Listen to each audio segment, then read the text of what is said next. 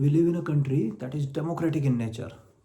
यहाँ पे संविधान को फॉलो करते हैं, कॉन्स्टिट्यूशन ऑफ इंडिया, जो हमें मौलिक अधिकार प्रोवाइड करता है, फंडामेंटल राइट्स, फंडामेंटल, जिस पे कॉम्प्रोमाइज़ नहीं कर सकते हैं। इन्हीं फंडामेंटल राइट्स में अनुच्छेद 19 आर्टिकल 19 के तहत हमें मिलती है अभिव्यक्ति की आज़ादी, freedom of speech. Now, this freedom comes at a cost if you will use this freedom against the system. We all know this.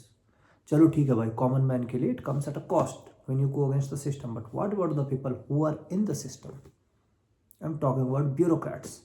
And today I'm here to talk about Amitabh Thakur, ex-IPS officer, UP cadre batch 1992। बहुत ही controversial career था अनुराग ठाकुर का।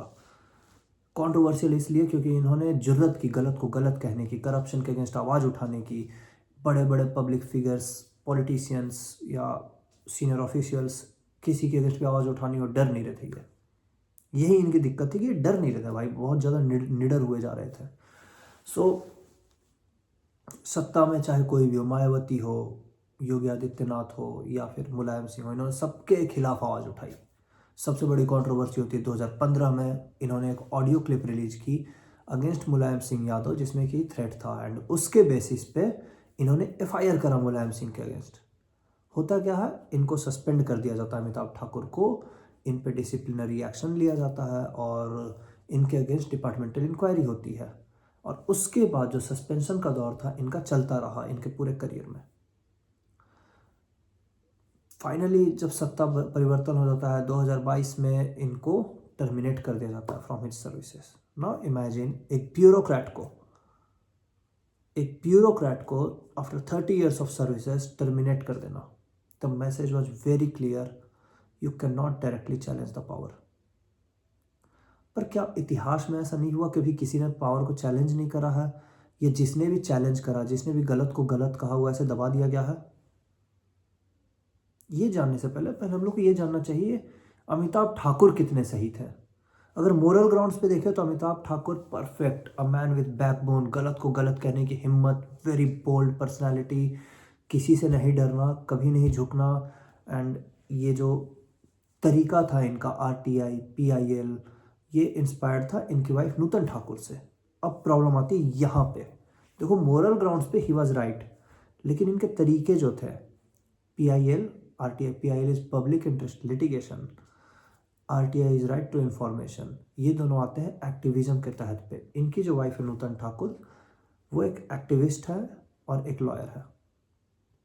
Now while you are in the services, you are a bureaucrat, तो institutionally you are wrong if you are doing this. There are some code of conducts you need to follow. You cannot do activism and all these things, और media trials, media में चीज़ें ऐसे बोलना, जाके media को बयान देना, you cannot do this while being in uniform. तो क्या पहले किसी ने चैलेंज नहीं करा? चैलेंज करा, but within the provided framework of the system. जैसे एग्जाम्पल है E Sreedharan, IAS officer, Delhi metro के टाइम पे वो थे और बहुत सारे पैसों की हेराफेरी हो रही थी, और इन्होंने सिर्फ एक बात बोला कि आई विल रिजाइन, पब्लिकली भी नहीं आना, I will simply resign. Now politicians knew that his termination will cost them more than tolerating him, so they backed out. He simply won. Vinod Rai case, Vinod Rai, we all know, 2G and coal scam. क्या करा इन्होंने? खुद से सामने आया, कोई लड़ाई लड़ी नहीं, इन्होंने क्या करा, he involved comptroller and auditor general. नतीजा, कोर्ट इन्वॉल्व हुई, सीबीआई इन्वॉल्व हुई, उन्होंने अपना जॉब करा, पूरा सिस्टम हिल चुका था। He shook the whole system simply by his courage and strategy and right approach. So if you really want to change the system, no, you cannot change it by raw emotions alone. You need strategy and power, especially when you already have some powers. You need these strategies. चलो ठीक है, ये तो बात थी bureaucrats की और अमिताभ ठाकुर की। हमने कितनी आवाज़ उठाई आज तक गलत के अगेंस्ट? अमिताभ ठाकुर के साथ इतना कुछ हुआ, हम लोग भूल चुके हैं इन चीज़ों को, because we have things to share social media में, reels and all. Who cares about Amitabh Thakur और ब्यूरोक्रेट्स लाइक हिम, जो कि करेज का एग्जाम्पल है, जिनके इंटेंशंस सही थे। हमने तो कभी आवाज़ नहीं उठाई। We are fighting over political parties, कोई बीजेपी सपोर्टर, कोई Congress supporter. Who is the supporter of India? You, me, who? कोई सपोर्टर इंडिया का नहीं दिखता है। प्रॉब्लम यहाँ पे है।